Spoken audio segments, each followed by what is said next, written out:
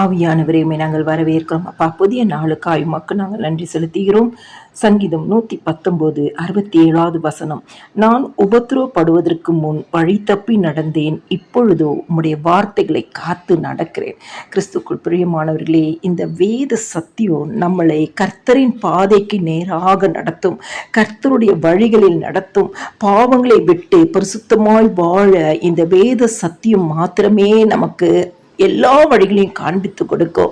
தாவீது இந்த இடத்துல சொல்லுதான், நான் உபத்திரப்படுவதற்கு முன் வழி தப்பி நடந்தேன், இப்பொழுதோ உம்முடைய வார்த்தையை காத்து நடக்கிறேன். என்னுடைய வாழ்க்கையில் உம்முடைய வசனம் தான் என் வாழ்க்கையை மாற்றியிருக்கு என்று சொல்லுகிறதை பார்க்கிறோம். கிறிஸ்துவுக்குள் பிரியமானவர்களே, இந்த வசனத்தை பிடித்து நம் வாழ்க்கையை தொடங்கும் பொழுது, நடத்தும் பொழுது, ஆண்டவரை சார்ந்து இருக்கும் பொழுது, நம்ம வாழ்க்கையில் இருக்கிற சகலவித கட்டுகள் மாறும், பாவ வழிகள் மாறும், கர்த்தருடைய ஆசீர்வாதத்தின் வழி நமக்கு உண்டாகும். அதே அதிகாரத்துல 71வது வசனத்துல, நான் உபத்திரவப்பட்டது எனக்கு நல்லது, அதனால் உங்களுடைய பிரமாணங்களை கற்றுக்கொள்கிறேன்.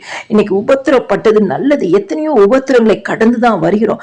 ஆனால் அந்த உபத்திரத்தின் மத்தியிலும் நம்முடைய ஆண்டவராகிய இயேசு கிறிஸ்து நம்மை நடத்துகிறார், நம்மளை தாங்குகிறார், நமக்கு துணை செய்கிறார், நமக்கு சகாயம் அனுப்புகிறார், நமக்கு அனுகூலம் பண்ணுகிறார், நமக்கு அனுகிரகத்தின் வாசலை திறந்து கொடுக்கிறார்.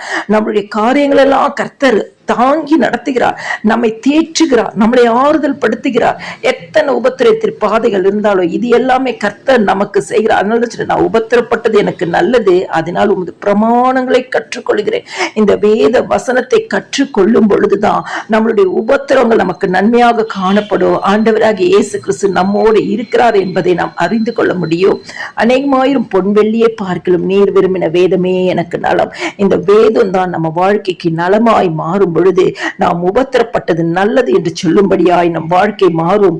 நான் உபத்திரப்படுவதற்கு முன் வழி தப்பி நிறந்தேன், இப்பொழுது உங்களுடைய வார்த்தையை காத்து நடக்கிறேன் என்று சொல்லும்படியாய் நம் வாழ்க்கை கர்த்தருக்குள்ளாய் திடப்படும், கர்த்தருக்குள்ளாய் கட்டப்படும், கர்த்தருக்குள்ளாய் நிலைத்திருக்கும்.